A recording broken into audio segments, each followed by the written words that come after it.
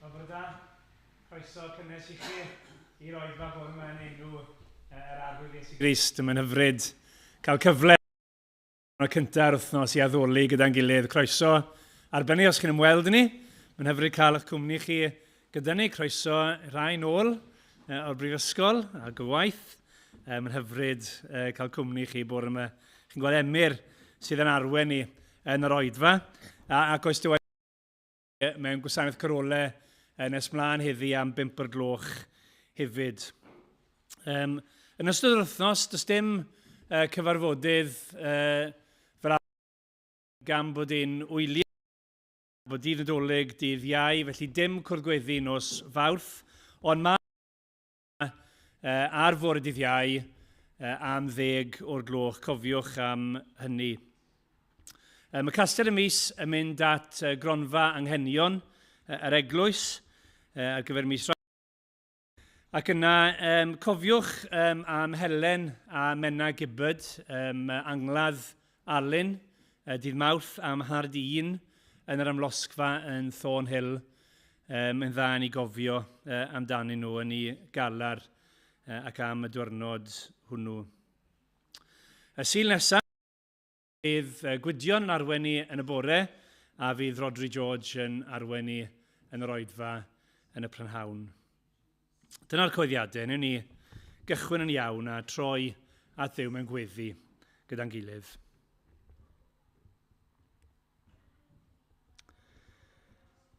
Arglwydd Dduw, ni yn diolch I ti nawr am bod ti wedi trefnu ar ddydd cynta'r wythnos bod cyfle I ni I gyfarfod ac I gofio ac I ddathlu bod yr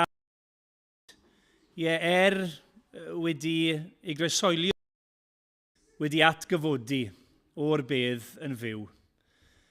Ac arglwydd ni yn diolch I ti bod pob o dad bod hanes I gyd wedi drefnu ei fwyn Ac arglwydd ni'n gweddio heddi gewn ni weld mwy o'r arglwydd Iesu Grist. O Dduw, ni'n diolch I ti bod wedi dod yn wan, bod yn waredwr sydd wedi rhoi I bob un ohono ni, os ni'n credu ynddo fe, ac arglwydd ni'n gofyn heddi trwy dysbryd lan, bydd di yn dy ras yn dangos I ni, nid yn unig Crist yn wan mewn pleseb y Methlehem, ond Crist yn dduw, yn dad tragwyddol, yn gynghorwr rhyfeddol, yn dduw cadarn. A bydden ni yn plygu a'i addoli fe. Arglwydd bydd gyda Emyr, felly bydd gyda ni, a defnyddiad air di bore yma, os gweld I fod yn dda, I siarad y bob un ohono ni, mwyn gogoniant ac enw o'r arglwydd Iesu Grist. Amen. Amen. Diolch Rod. Mi ganu carol gyda'n gilydd I ddechrau. Hen garol yw hi rhif 22 yn y llyfr, ond bydd y geiriau ar y sgrin. Deiwch, holl hiliogaeth adda, I glodfori'n ceidwad mawr. Gwisgodd natur wael pechadur, rhyfeddod nef a deiar lawr. Dyma'r alffa a'r omega mawr yn ddyn. Ac ymlaen, o'n I sefyll I ganu.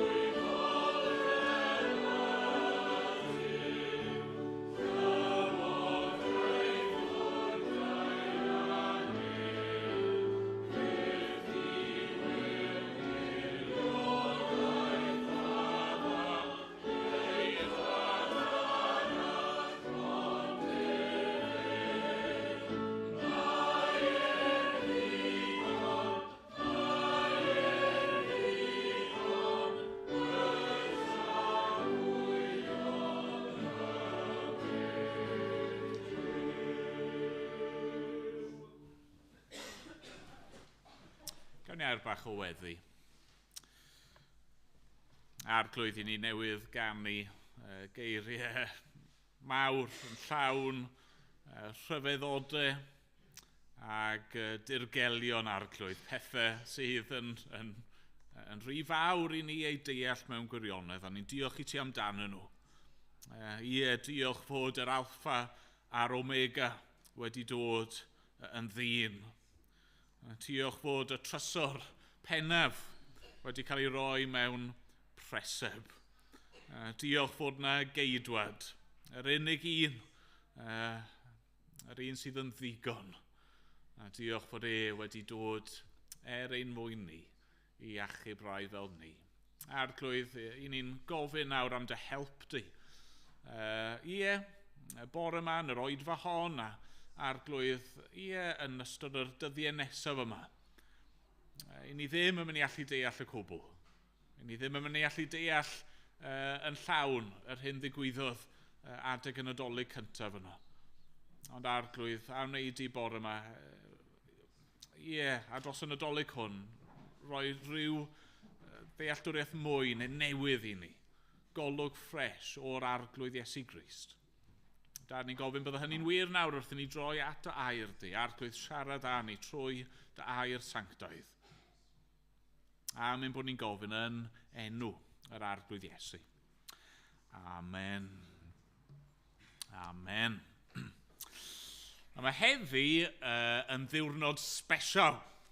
Yn ddiwrnod arbennig, oedd rai fi edrych yn y geiriadur, mae rai fi fod yn onest, mae hi'n heil safiad, ond ddim yn cofio'r term yna, heil safiad y geia, neu byrddydd geia, neu os chi dal ddim yn gwybod am be fi'n siarad, y winter solstice. Okay? Dyma diwrnod byraf y flwyddyn, y diwrnod lle mae'r lleiaf o oleuni. A diolch i Dduw. O heddi blaen, mae'r dyddiau mynd i ddechrau ymestyn. Ond o'n i'n meddwl felly bydde fe'n briodol yn addas bore yma i ni feddwl am oleuni, cymryd hynny fel rhywbeth o thema. Mae'n thema cyson yn dydy yn y Nadolig trwy'r Beibl i gyd. Ond am bore yma fi am mynd i droi at yr Efengil yn ôl Ioan, a'r bennod gyntaf. Fi'n mynd i ddarllen adnodau 1 i 18. Ond byddwn ni yn canolbwyntio jyst ar ddwy adnod mewn gwirionedd, sef adnodau 4 a 5. Felly, Ioan, pennod 1, dechrau yn yr adnod gyntaf. Dyma air Duw. Yn y dechreuad, yr oedd y gair. Yr oedd y gair gyda Duw. A Duw oedd y gair. Yr oedd ef yn y dechreuad gyda Duw. Daeth pob peth i fod trwyddo ef. Hebddo ef ni ddaeth un dim sydd mewn bod. Ynddo ef yr oedd bywyd, a'r bywyd goleuni dynion ydoedd. Y mae'r goleuni yn llewyrchu yn y tywyllwch,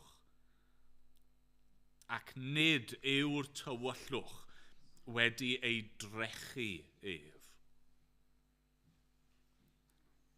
Daeth dyn wedi ei anfon oddi wrth Dduw a'i enw Ioan.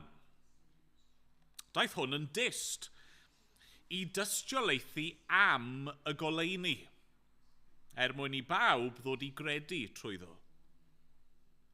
Nid ef oedd y goleuni, ond daeth i dystiolaethu am y goleuni. Yr oedd y gwir oleuni, sy'n goleuo pawb eisoes yn dod i'r byd. Yr oedd yn y byd, a daeth y byd i fod trwyddo,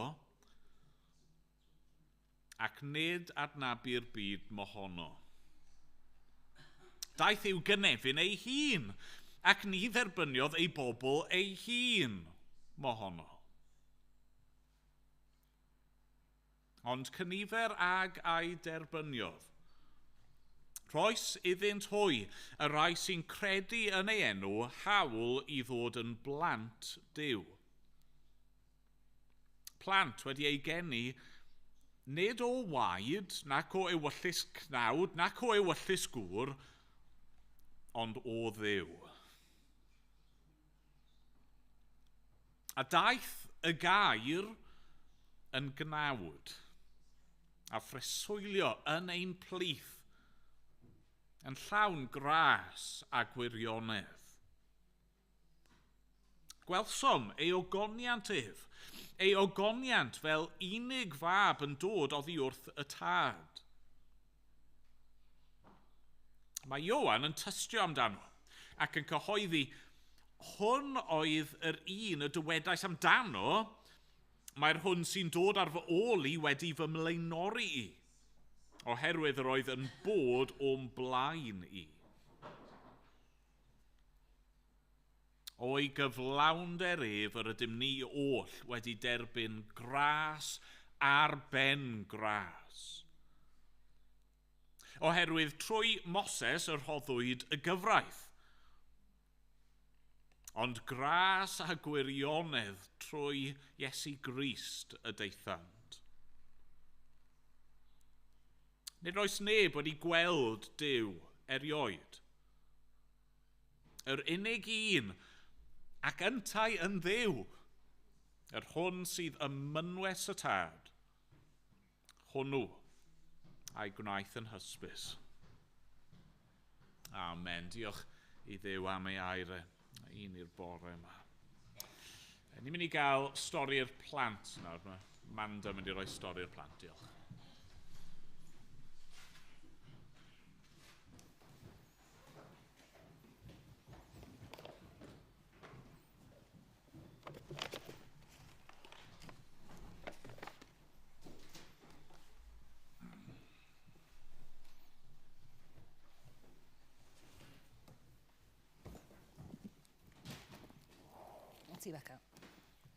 Right, bore da bawb.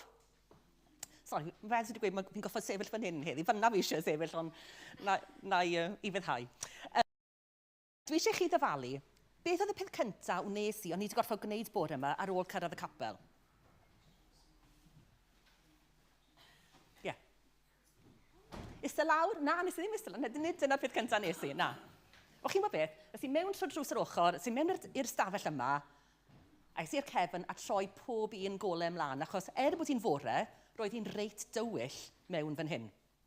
Right, dwi eisiau chi nawr i trio cofio, ydych chi erioed wedi bod mewn lle, a roedd hi'n gwbl dywyll, a dim golau, dim goleuni weld o cwmpas chi o gwbl. Chi'n chi meddwl am le chi wedi bod? Ie, Ania. Mewn ogof, wrth gwrs. Mewn... ti wedi bod o dan y ddeiar, wyt ti? Waw, Eila. Mewn? Yn big pit eto dan y ddeiar. Mae rhain atebion gwych. Fi'n credu bod fi'n iawn i weid, mae pob un ohonoch chi nawr yn y blaen fan hyn wedi bod yn gwersylla hefyd yn dod mewn pabell. Do? Ydych chi erioed wedi deffro yn ganol nos eisiau mynd i tŷ bach? O, reit, oce. Na, dim Elsie. Na, oce, falle. Beth y peth cyntaf, chi'n meddwl bod angen i chi ofyn i mam a dad i edrych amdano mwyn helpu chi fynd i'r tŷ bach yn ganol nos? Ie. Da iawn, sgidiau, nes i'n meddwl am hynny. Ie, neu byddech chi ar trad glib. Ie, sgidiau. Beth yw'r ail beth te, bydd angen ar mam a dad? Ie. Unrhywun. Ie. Torch. Ateb da, achos, hei, mae gen i un. Ie, felly, sori, mae hwnna'n really llachar, sori. Na i adlu mlaen, ond na ni. Oce. Torch, neu, hyd yn oed yn well, un o'r pethau bach yma, i roi eich pen, ie? So hwnna mor... Oce, mae hwnna'n eitha llachar eto, ie? So dyma'r peth bydda angen arnoch chi i oleio'r ffordd. Felly, cyfan sy'n angen i chi wneud yw i fod gyda'r person, mam a dad, sy'n ar torch, bod y cyfan o'ch cwmpas chi yn dywyll... Sori, Eira, na ni. Right.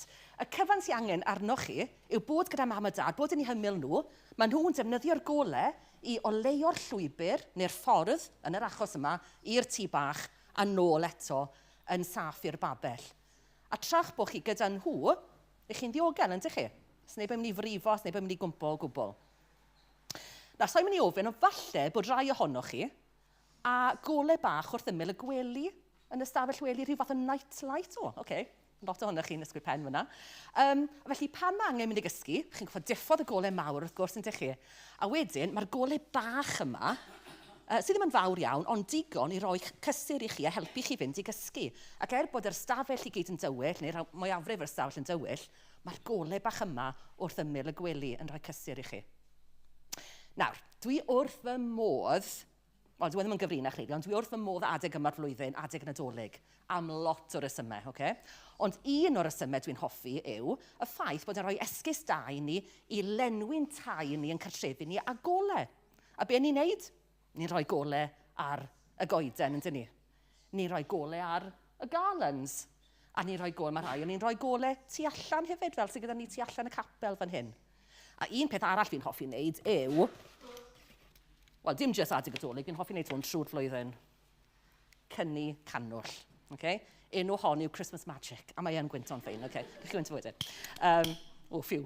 A wedyn, na ni. Felly, pan mae'n dod yn rhyw 4 y gloch y prynhawn a mae'n dechrau tywyllu tu allan, cyfan dwi'n neud yw cynnu'r ganwll. Mae'r ganwll hefyd yn rhoi rhyw fath o ole, nid gymaint o'r torch yna, ond mae yn rhoi golau i ni. A wedyn, mae'n cartrefi ni yn glid ac yn groesawgar bod hi'n dywyll tu fas. Felly ni'n ffodus, yndyn ni? Mae lot o'r pethau yma gyda ni sy'n gallu rhoi golau i ni heddi, a lot mwy o bethau hefyd. A chi'n gwybod be? Mae problem dy pob un o'r pethau hyn yn does. Mi aller batteries redeg mas. Felly byddai'r torches yma ddim yn gweithio bellach. Gallai'r night light sydd gyda chi yn eich stafell chi dorri, neu felly bod dim trydan a wedyn bydden nhw'n gallu gweithio. Wel, ti'n beth, pa mor fawr yw ganwll yma, mi eithi, wnaeth i losgi reit i'r gwaelod a bydd dim byd ar ôl wedyn i losgi. Neu hyd yn oed, so'n gweud yn siŵr bod rhyw danwydd yn hwn, yn y lighter yma, gweud bod hwnna'n rhedeg allan, neu matches, peidiwch defnyddio matches, ond gwedwch bod mam neu dad yn defnyddio matches, maen nhw wedi glychu, fydde dim modd cynnu'r ganwll yn y lle cyntaf. Felly, mae problem dy pob un o'r pethau hyn, so nhw'n gallu rhoi golau i ni drwy'r amser, a bob amser. Bydde fe'n gret, petai ni'n cael batteries byth yn rhedeg allan, dyfeisio rhywbeth fel yna, neu canwll bydde byth yn llosgi'n llwyr. A chi bod be? Sdim angen y peth yna arno ni, achos mae gyda ni y goleuni, y gwir oleuni. Dwi eisiau dangos un adnod i chi nawr, neu rhan o adnod ar y sgrin, sy'n dangos hyn. Mae'n dod o 1 Ioan, penod 1, adnod 5, rhan o adnod 5. Goleuni yw Duw, ac nid oes ynddo ef ddim tywyllwch. Na i ddweud y gwirionedd na eto i chi. Goleuni yw Duw, ac nid oes ynddo ef ddim tywyllwch. Nawr, pa mae person yn credu ac yn dilyn Duw, maen nhw'n cerdded gyda Duw. A felly, i ni newydd ddarllen bod goleuni yw Duw. A felly, os maen nhw'n caru Duw, maen nhw'n cerdded yn o goleuni bob amser. A felly, sy'n angen i berson sy'n caru Duw i ofni'r tywyllwch yn y byd neu yn eu bywydau nhw, na unrhyw poeni am unrhyw broblemau, achos bydd disgleirdeb goleuni Duw yn eu bywydau nhw, yn disgleirio yn eu bywydau nhw. Bob tro ni'n drist, neu wedi brifo mewn rhyw ffordd, neu ddim yn gwybod beth mae'n neud na lle i droi, bydd Duw yn bywydau ni. Nawr, sut? A ni'n gallu bod yn hyderus yn hynny, ni'n gallu bod yn hyderus bydd Duw gyda ni bob amser.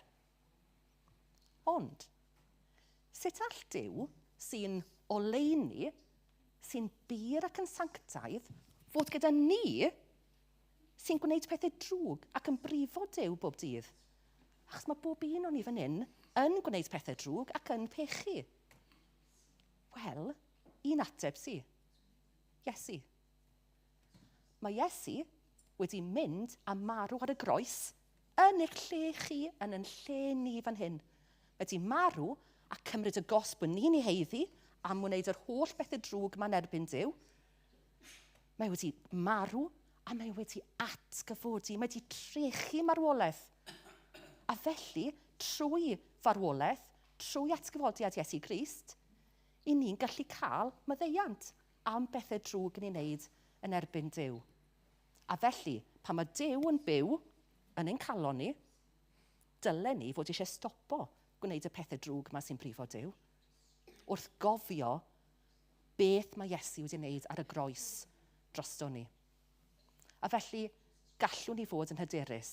Bydd Duw a'i oleuni gyda ni, yn ein helpu ni, yn ein harwen ni bob dydd o'n bywydau ni. Felly cofiwch nawr, Nadolig yma, pan chi'n gweld yr holl ole hyn o'n cwmpas ni, sy'n hyfryd, mae Duw yw y gwir oleuni. Nawr, dwi eisiau i ni ddarllen yr adnod yma, neu rhan o'r adnod yma, ddwywaith, jyst i atgoffa ni am y gwirionedd yma. A gall pawb arall yn un o mewn i helpu hefyd, oce? Right, dyma ni'n mynd te. Goleuni yw Duw, ac nid oes ynddo ef ddim tywyllwch.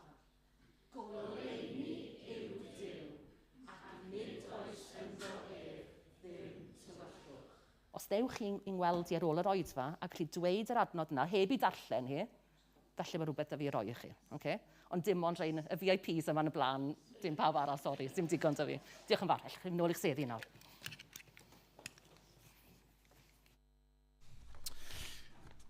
Ni'n mynd i ganu carol arall, rhif 2 yn y llyfryn, Angylion Fri uwch Bethlem. Mae'r trydydd pennill yn dweud hyn. Fe aned Crist, ryfeddod yw i farw dros y byd, a'n galw na o hyd i ddod a phlygu wrth ei gryd. Os teina'r byd ei gaddig trwm ar led dros wlad a thref, mae'n olau lle daw Crist o hyd. O mentrwn at o ef. Gyrwch yn ei fentro ato fe nawr a canu mawd yn gilydd.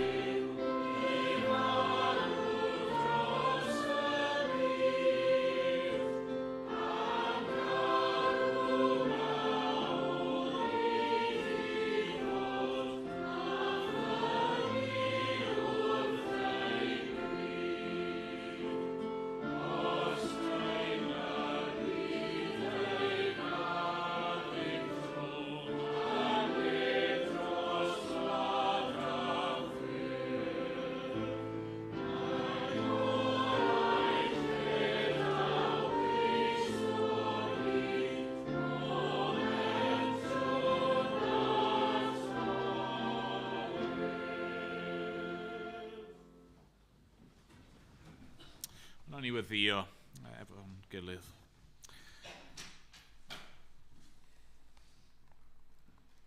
O arglwydd ein Duw, rydyn ni am bentro ata ti. Yr un sydd yn oleuni, a heb dywyllwch ynddo na'n perthyn iddo. Arglwydd ni'n diolch dy fod ti yn dduw da, yn dduw pur, yn dduw glân. Yn dduw sanctaidd, yn dduw cyson. Arglwydd, ni'n diolch, yn bod ni yn gallu dod y bore yma i addoli Duw sydd yn heiddi pob mawl a chlod. Yn gallu darnabod i a dy alw di yn dad i ni. A hynny oherwydd y cwbl mae'r arglwydd Iesu Grist wedi wneud drosto ni. Ni'n diolch i ti unwaith eto amdano fe fod y gair wedi dod yn gnawd. Wedi dod, i farw dros y byd. Ni'n diolch, fod y goleuni wedi dod i ganol y tywyllwch. Y tywyllwch yma i ni wedi ei greu, y tywyllwch i ni'n gyfrifol amdano yn y byd syrthiedig yma. Arglwydd, ni yn gweddio bore yma.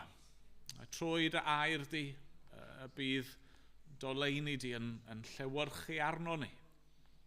Arglwydd, yn ein calonau ni, ar ein bywydau ni. Arglwydd, dangos y ffordd i ni.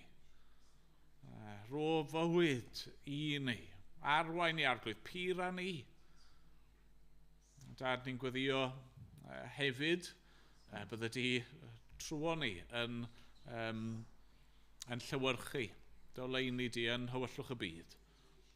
Arglwydd, ni'n gofyn y bydde di'n helpu ni fel dy bobl di dros y cyfnod yma i ddangos i eraill hyn mae Crist wedi wneud.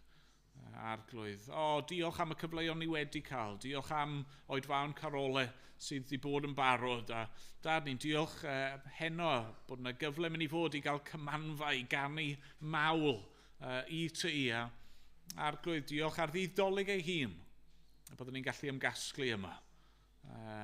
Dad, i ddathlu, i lawenhau yn dy oleuni di. Arglwydd, a wneud i'n llenwi ni a llawenydd. Arglwydd, a wneud i roi i ni o dy dangnefedd di. Arglwydd, falle bod e'n teimlo'n ddigon tywyll arno ni'r bore yma, gad i ni brofi i dy wyneb di yn disgleirio arno ni, os gweli di fod yn dda. Arglwydd, ni'n eisiau gweddio am y rheini yn ein plith ni nawr, lle falle bod yr cyfnod yma yn un ddigon caled mewn gwahanol ffyrdd. Arglwydd, cyfnod prysur, cyfnod unig. Arglwydd, tosturiad bydd yn agos ar bob un ohono ni, os gweli di fod yn dda. Dad, bydd gyda ni nawr felly, yn y munud nesaf yma ro dy ysbryd glân di i ni. Helpa ni ganolbwyntio, helpa ni rando, helpa ni ddeall. Arglwydd, helpa ni gredu. A'r cwbl, am ein bod ni'n gofyn yn enw yr arglwydd Iesu Grist. Amen.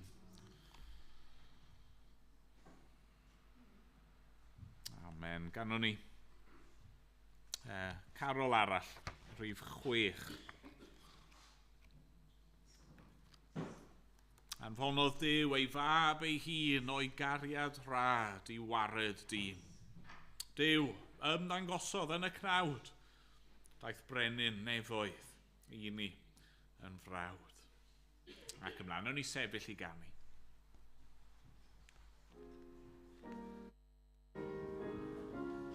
Amen.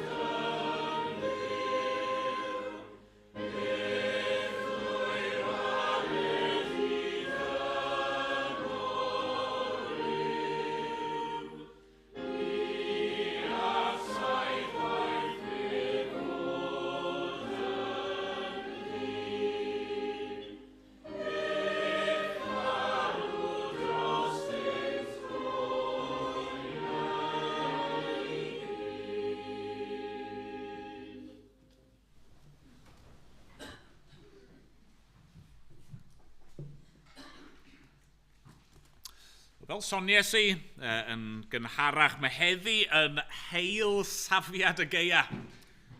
Byr ddydd geia. Dyma'r pwynt yn y flwyddyn lle mae'r nos, mae'r tywyllwch ar ei hira, a'r dydd, y goleuni ar ei byra. Ac fi'n siŵr bydd llawer ohono ni yn falch o weld y pwynt yma yn cyrraedd i lawer ohono ni. Mae'r gaeaf yn gyfnod bach ddigon diflas efallai. Mae'n dywyll yn dyti, mae'n oer, a ni'n deheu am ddyddiau brafiach, yn deheu am y gwanwyn a'r haf i ddychwelyd. Mae'n gallu teimlo weithiau yn dydyn fel bod y greadigaeth gyfan mewn rhyw fath o tug of war parhaol, y goleuni a'r tywyllwch nôl am lan, haul a tywyllwch, haf a gaeaf. A falle mewn ffordd dyna sy'n eich chi'n teimlo'r bore yma yn eich bywyd chi. Neu wrth edrych ar y byd o'n cwmpas ni, bod yna rhyw fath o tug of war yn mynd ymlaen. Goleuni a tywyllwch, da a drwg, yn brwydro yn erbyn ei gilydd. Mae yna gymaint o bethau da yn mynd mlaen yn y byd yn does. Mae yna reswm mewn cwmpas ni i ddiolch, ac eto mae yna gymaint o dristwch, gymaint o boen, gymaint o niwed a thrais. Ac yn ein bywyd ni, mae yna gymaint o resymau dyn ni i ddiolch. Bendithion i ni'n profi o ddydd i ddydd, ac eto ar yr un pryd, mae yna brofiadau anodd. Poen a salwch a galar a phethau felly. A mae'r tug o war yma mynd mlaen, a falle bod ni'n wyndro weithio, pwy sy'n mynd i ennill, pa un? Wel, os mae'n dywyll arno ni bore yma, a dim ond un lle gallwn ni droi. Yr un yma, ni'n dathlu ei enni, yr un yma sydd yn oleuni. Mae gymaint o ffyrdd i'w ddisgrifio fe. Ond dyma un ohonyn nhw. Fe yw'r goleuni, fe yw goleuni'r byd. Eisiau ni droi felly at yr adran ddarllenon ni, Ioan pennod 1. Mae yna lot fwy gallwn ni ddweud wrth gwrs, yn meddwl am y thema yma yn y Beibl, yn trial cyfyngu'n hun i'r adnodau ddarllenon ni, ac yn arbennig adnodau 4 a 5. A fi eisiau ni gweld 3 pheth am oleuni Crist y bore yma. Peth cyntaf yn amlwg iawn, mae goleuni Crist yn rhoi bywyd. Mae goleuni Crist yn rhoi bywyd. Dyma lle amlwg i ddechrau, achos adnod 4 ni'n clywed, ynddo ef yr oedd bywyd, a'r bywyd goleuni dynion y doedd. Nawr ni gyd yn gwybod yn dyn ni, mae'n y gysylltiad rhwng goleuni a bywyd. Y ffaith fod yr haul yn rhoi ei oleuni i ni sydd yn golygu fod yna bywyd yn gallu bodoli a tyfu ar y byd. Nawr, i fi ddim yn wyddonydd, so mae'r dir peryglus fan hyn, ond mewn ffordd mae pob goleuni, pob egni, pob ffynhonnell o oleuni ac egni yn y byd yn gorfod dod o rywle, yn dydyn nhw? Maen nhw'n gorfod cael eu creu neu ymddangos o rywle. Ond be mae Ioan eisiau ni weld a sylweddoli o'r cychwyn am yr person rhyfeddol yma, Iesu Grist, Duw y Mab, yw fod yn un sydd â bywyd ynddo fe ei hun, neu ohono fe ei hun. Ynddo ef yr oedd bywyd. Hynny yw, dyw e ddim wedi cael ei greu, dyw e ddim yn ddibynnol ar neb na dim arall, mae e'n un sydd â bywyd ynddo fe ei hun. Achos mae fe yw Duw. Wrth gwrs, dyna un o'r pethau sydd yn gwneud Duw yn Dduw. Bod e'n fywyd, mae Duw yn dweud amdano fe ei hun mewn un man, ydwyf yr hyn ydwyf, I am what I am. Fe yw the uncaused cause, the unmoved mover. Fe yw'r un sydd ddim yn ddibynnol ar neb na dim arall. A mae rhaid ni sylweddoli hynny felly am Iesu. Right? Wrth i ni ddathlu yn adolyg, wrth i ni ddathlu ei eni, ar yr un pryd nid dyna oedd y dechrau iddo fe. Na, fe yw y gair tragwyddol. Ni wedi darllen yn dod geiriau rhyfeddol yna yn y dechreuad roedd y gair. Roedd y gair gyda Duw, Duw oedd y gair, ac ohono fe mae pob peth yn cael ei greu, a hebddo fe ni chreu dim sydd wedi ei greu. Ac oherwydd hynny, fe yw'r un sydd yn rhoi bywyd i ni. Okay? Mae'r ffaith bod chi yma, bore yma, oherwydd goleuni Crist. Mae'r ffaith bod ni wedi cael ein ffurfio yn rhoth ein mam ni, oherwydd fe. Mae'r ffaith bod ni wedi cael ein geni, oherwydd fe. Mae pob anadl ni wedi cymryd ar hyd ein hoes ni, pob curiad calon, pob moment. Mae'r ffaith bod chi yma ac yn dal i fod yma o eiliad i eiliad oherwydd fe. Oherwydd mae fe yw'r rhoddwr bywyd, oherwydd mae fe sydd yn ein cynnal ni. Fe ddylse pob un person ar wyneb y ddaear diolch i Grist am roi bywyd. Mae'n rhoi bywyd i bawb. Does yna neb ar wyneb y ddaear sydd ddim yma, neu sydd ond yma, oherwydd fe a'i nerth e. Nawr, wrth gwrs, ni gyd yn gwybod bod tywyllwch wedi dod i fewn i'r byd yn do. Oherwydd y cwymp, oherwydd effeithiau pechod, mae bywyd nawr yn rhywbeth sydd gyda ni, ond sydd ddim gyda ni. Mae'n rhywbeth bregus. Mae'n rhywbeth sydd wedi ei cholli. Mae gennym ni bywyd corfforol, daearol, ac eto mae'r bywyd yna yn dod i ben. A felly bore yma, wrth i ni ddod at y geiriau yma, wrth i ni glywed ynddo ef roedd bywyd, a'r bywyd goleuni dynion ydoedd, dylsyn ni fod yn sylweddoli, os ych chi eisiau bywyd go iawn, os ych chi eisiau bywyd tragwyddol, wel, dim ond un lle chi'n gallu troi, sef ato fe. Nawr, sut i ni'n gwybod hyn? Sut i ni'n gwybod y pethau hyn? Wel, fan hyn ni'n dod at yr ail beth. Yr ail bwynt yw hyn, mae goleuni Crist yn datguddio.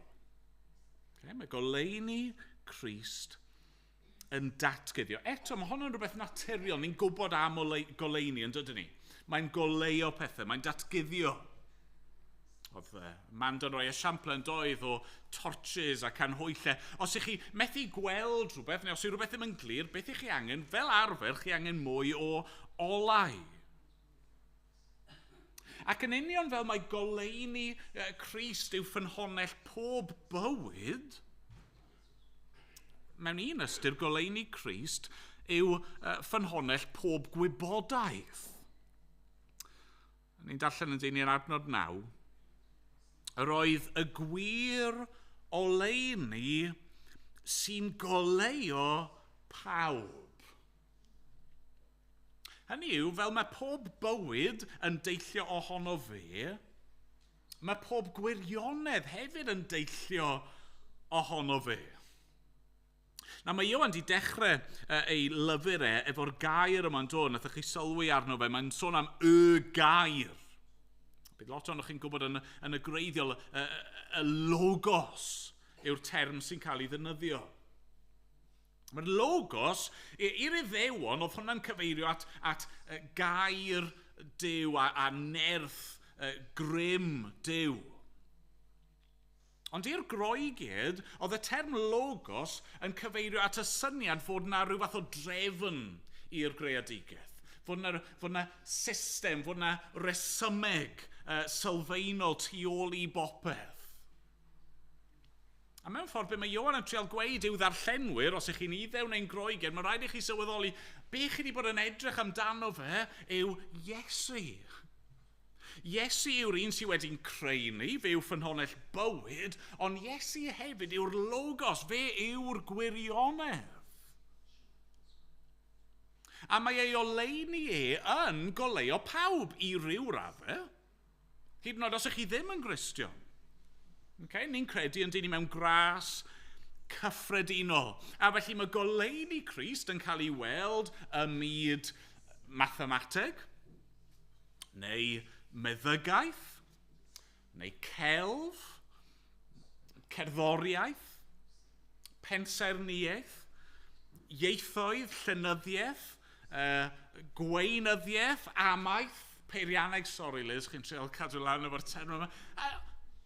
Pob sfer, right? Beth bynnag yw eich gwaith chi, a'ch doniau chi, a'ch diddordebau chi, tu ôl i'r pethau yna i gyd, y gwirionedd sylfaenol sydd yn wedi cynllunio, sydd yn trefnu'r bydysawd yw hwn.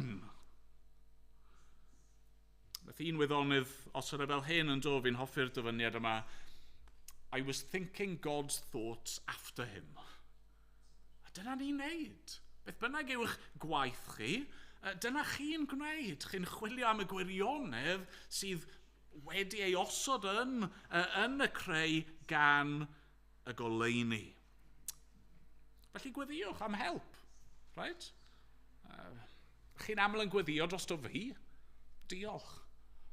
Ond gallwch chi, mae'r un o'r iawn i weddio am y help yn eich gwaith chi.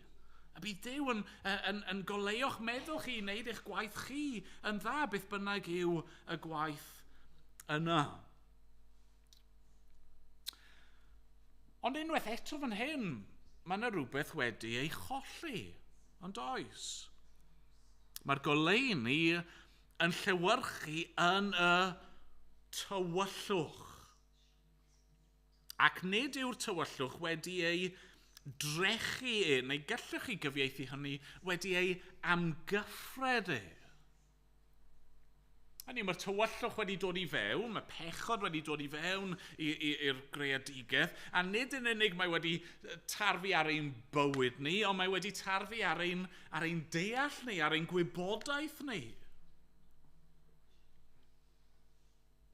Yr unig ffordd i ni wybod y gwir am Dduw, y gwir amdano ni'n hunan, y gwir am y byd, yw fod y goleuni wedi dod i ganol y tywyllwch.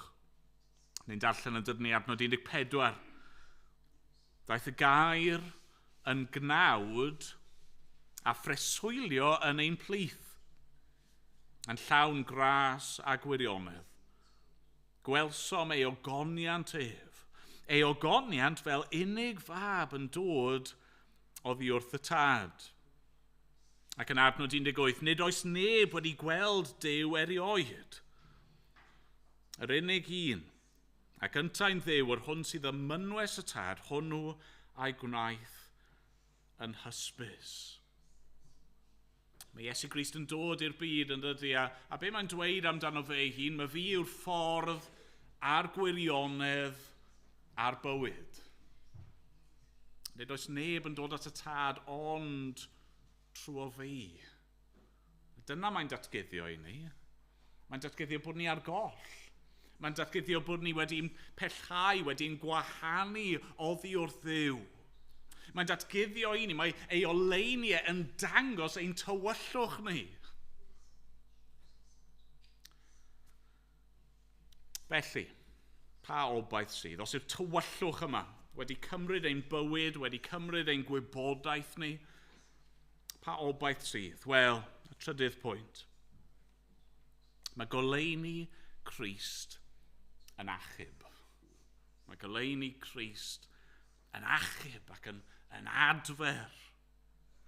Drychwch eto ar yr adnodau yma. Ynddo ef yr oedd bywyd, a'r bywyd goleuni dynion y doedd. Y mae'r goleuni yn llewyrchu yn y tywyllwch, ac nid yw'r tywyllwch wedi ei drechu ef. A ba wedes i, mae chydig bach o ddadlau dros adnod 5 trwy'r i gyfieithiau, efe bod y tywyllwch ddim wedi amgyffred hynny, bod y tywyllwch ddim yn gallu deall yn iawn, neu y tywyllwch ddim yn gallu ei drechu e.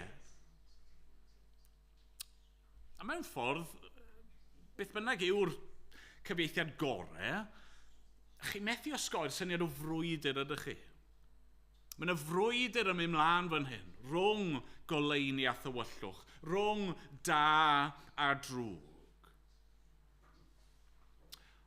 Ond please peidiwch meddwl am hyn fel tug of war. Please peidiwch meddwl fod hyn yn frwydr nôl a mlaen, lle dwi ddim yn amlwg pwy sy'n mynd i ennill fel sydd yn gallu bod yn wir mewn rhyfeloedd. Na, ni'n gwybod pwy sydd yn mynd i ennill. Fe welon ni rai wythnosau yn ôl yn do, yr addewid sicr yna am Iesu Grist bydd ef yn fawr. Dyna'r addewid, dyna sy'n mynd i ddigwydd, a mae'r un peth fan hyn, mae'r goleuni yn llewyrchu yn y tywyllwch. Nawr eto, fi ddim yn wyddonydd, ond beth yw tywyllwch? Wel, tywyllwch yn ei hanfod yw diffyg goleuni. Okay? Dyw tywyllwch ddim yn rhywbeth o grym sydd yn gwrthwynebu goleuni. Dyw tywyllwch ddim yn gallu diffodd goleuni. Os goleuni yno, mae'r tywyllwch yn ffoi. Tra bod goleuni, dyw tywyllwch ddim yn gallu ennill. Pwy yw Iesu? Goleuni'r byd. Pwy yw Iesu? Y goleuni tragwyddol. Y goleuni oedd yn bodoli cyn yr haul a cyn bod unrhyw beth arall yn bod. Pwy yw Iesu? Fe yw Duw, yr un sydd yn oleuni ac ynddo fe does na ddim tywyllwch.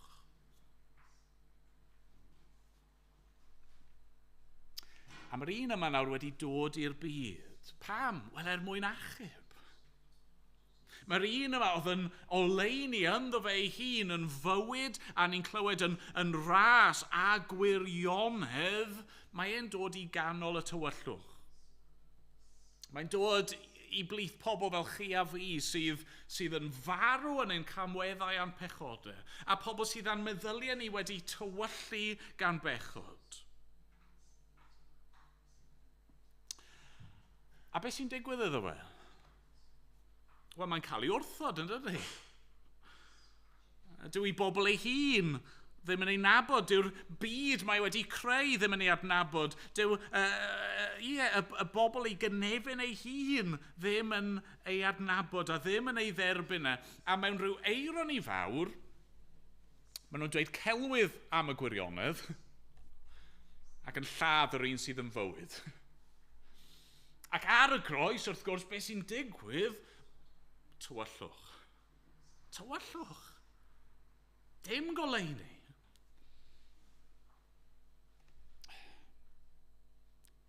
A mae'n edrych am ychydig bach fel bod y tywyllwch yn ennill.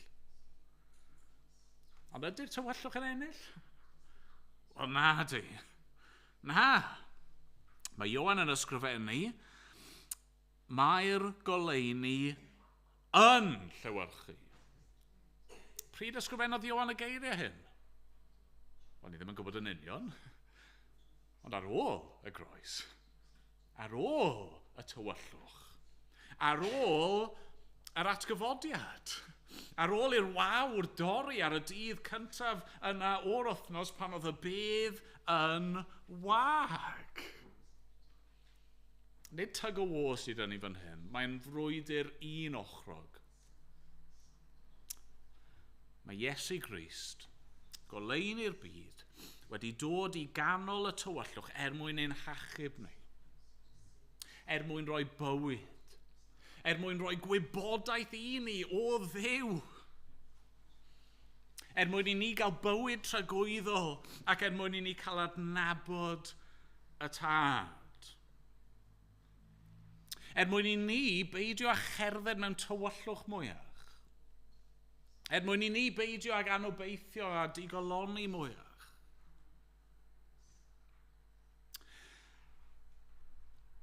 Ond mae lot o bobl yn dathlu bore yma. Falle bod chi wedi gweld ar noddion pobl yn dathlu yr winter solstice. Faint yn fwy o reswm sydd gennym ni o ddathlu bore yma.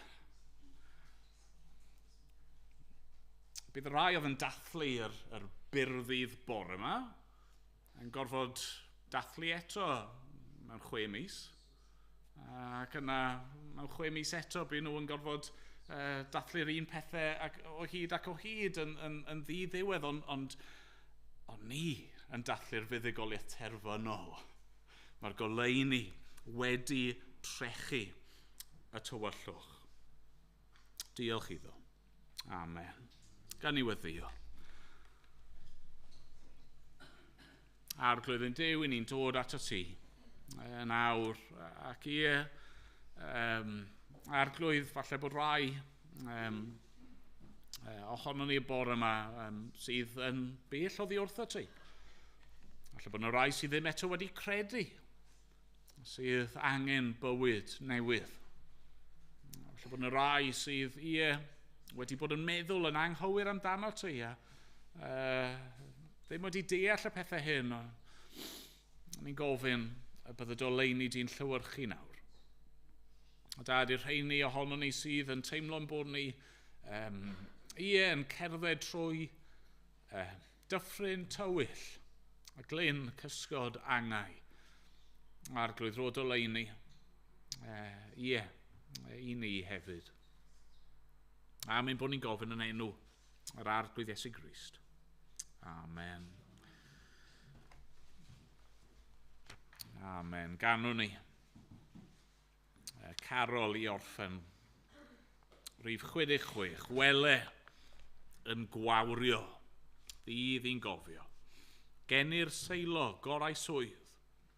Wele ddynion mwy na moddion yn dod ar rhoddion iddo'n rhwydd.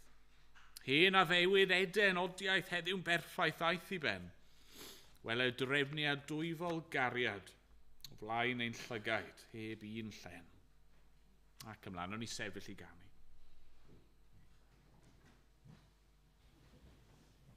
Well,